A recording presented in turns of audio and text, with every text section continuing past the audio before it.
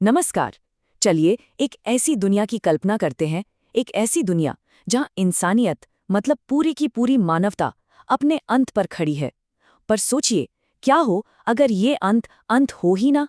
मतलब कोई तबाही नहीं, कोई विनाश नहीं, बल्कि एक तरह का विकास हो। चलिए इसी विचार की गहराई में उतरते हैं। और यही सवाल असल में इस पूरी कहानी की जान है। यह हमें सोचने पर मजबूर करता है कि अंत का मतलब आखिर होता क्या है। क्या इसका मतलब हमेशा सब कुछ खत्म हो जाना ही होता है, या फिर ये किसी नई बिल्कुल ही अनसोची शुरुआत का एक मौका भी हो सकता है। तो कहानी हमें ले चलती है एक पूरी तरह से बर्बाद हो चुकी दुनिया में। बस गिने चुने मुट्ठी भर इंसान बचे हैं और उनका मकसद बस एक, किसी भी तरह जिंदा रहना। लेकिन वो जिस जमीन पर चल रहे हैं ना, वो अब उनकी नहीं रही। ये एक ऐसी दुनिया है जो हमेशा हमेशा के लिए बदल चुकी है। हमारे सामने है चार लोग, अर्जुन, सारा, कबीर और कैप्टन इकबाल। ये चारों महीनों से एक बेहद मुश्किल, कह सकते हैं कि एक बेरहम सफर पर निकले हैं। उनका हर एक कदम एक ऐसी धरती पर पड़ रहा है जो उन्हें पहचानती तक नहीं। ये दुनिया अब उनकी दोस्त नहीं, दुश्मन है। और उनकी ये दुनिया हमारी दुनिया जैसी बिल्कुल नहीं है। शहर अब वो कंक्रीट के जंगल नहीं रहे, वो अब सिम्बायोट की धड़कती हुई जिंदा कॉलोनियां बन चुके हैं। जानवर वो अब सिर्फ जानवर नहीं है, वो इस नए इन्फेक्शन को फैलाने वाले बन गए हैं।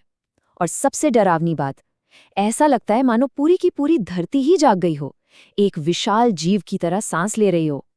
ये जो सिम्बायोट 9 है ना, ये अब कोई वायरस नहीं रहा, बल्कि एक नया जीवन है जिसने पूरे के पूरे प्लैनेट को ही अपनी मुट्ठी में कर लिया है।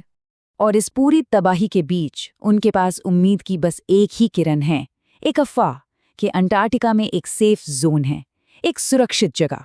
कह सकते हैं कि ये इंसानियत की आखिरी टिमटिमाती हुई लौ है जो बस बुझने ही वाली है। लेकिन जैसे ही वो अंटार्कटिका की उस बर्फीली जमीन पर अपना पहला कदम रखते हैं, उनकी वो उम्मीद की लौ बुझने लगती है। हवा में कोई सुकून नहीं है, कोई राहत नहीं है, बस एक अजीब सा अनकहा सा डर है। और बस एक ही पल में उनकी सारी उम्मीदें चकनाचूर हो जाती हैं। वहां कोई इंसानी बस्ती नहीं थी, कुछ भी नहीं, बल्कि बर्फ के नीचे एक बहुत बड़ी, विशाल, जिंदा सिम्बायोट की संरचना धड़क रही थी, बिल्कुल किसी सोए हुए दैत्य के दिल की तरह। और तभी उन्हें उस भयानक सच्चाई का एहसास होता है। वो रेडियो सिग्नल जिसने उन्हें हजारों मील दूर से यहां तक खींचा था, वो मदद की कोई पुकार नहीं थी, वो एक जाल था, एक चारा। सिम्बायोट ने उन्हें जानबूझकर अपने दिल में, अपने सेंटर में बुलाया था। और बस यहीं से कहानी एक बहुत ही डरावना मोड़ लेती है। आखिर इस सिम्बायोट का असली मकसद है क्या? मतलब अगर उसे सिर्फ इंसानियत को खत्म ही करना होता, तो फिर इन आखिरी बचे हुए लोगों को यहाँ बुलाने का क्या मतलब था? तभी उनके हाथ एक पुरानी मिलिट्री रिकॉर्डिंग लगती है। उसमें एक साइंटिस्ट की कांपती हुई आवाज है, और वो आवाज बता रही है कि सिम्बायोट 9 अब कोई परजीवी, कोई पैरासाइट नहीं रहा, बल्कि वो इस प्लैनेट का एक नया नर्वस सिस्टम बन रहा है।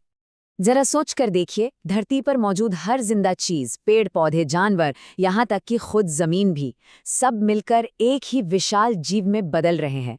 सिम्बायोट ठीक यही कर रहा था। वो पूरे बायोस्फीयर को, यानी इस प्लैनेट की सारी जिंदगी को एक ही चेतना में जोड़ रहा था। और फिर वो विशाल सिम्बायोट हाइव सीधा उनके दिमाग में एक मैसेज भेजता है, बस एक शब्द जिसे कबीर डीकोड कर पाता है, और वो शब्द है विकास। तो मतलब उसका मकसद तबाही नहीं था, वो तो एक ट्रांसफॉर्मेशन था।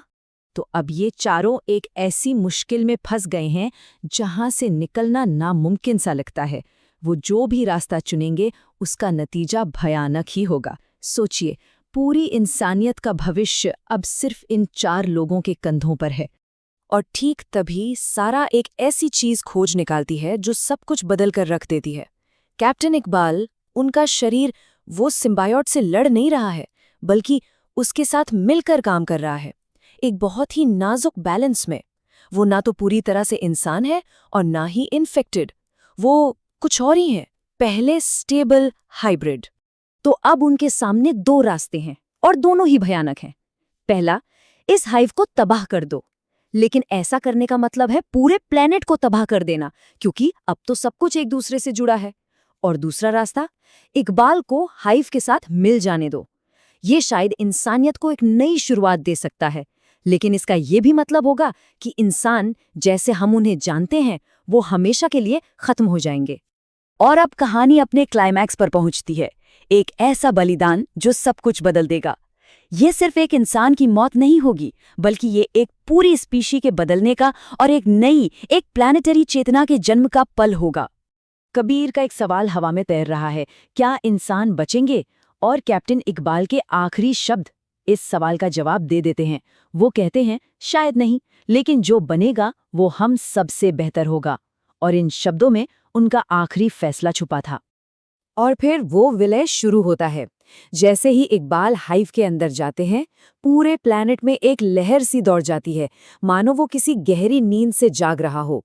और वो सारे के सारे इन्फेक्टेड जीव जो कभी सिर्फ गुस्से और हिंसा से भरे थे, अचानक एकदम शांत हो जाते हैं।